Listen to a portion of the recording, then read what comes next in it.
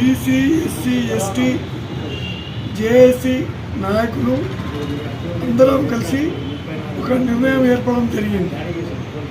26 రోజున మధ్యాహ్నం 12 గంటలకు శివాజీ చౌక్ నుంచి అంబేద్కర్ స్టాచ్యూ వరకు ఒక పాదయాత్రగా వెళ్ళి మన భారత రాజ్యాంగాన్ని మనకు ఉన్నటువంటి ఈ యొక్క హక్కులకు సంబంధించింది దానిపైన ఈ జేఏసీ అందరు కలిసి ఒక యాత్రగా ఏర్పరిచి ముందు మన బీసీ ఎస్సీ ఎస్టీలకు రాజ్యాంగంలో ఏమేమి ఉన్నాయో అవన్నీ అందరికీ చెందేలా ఈ యొక్క నిర్ణయం తీసుకోవడం జరిగింది.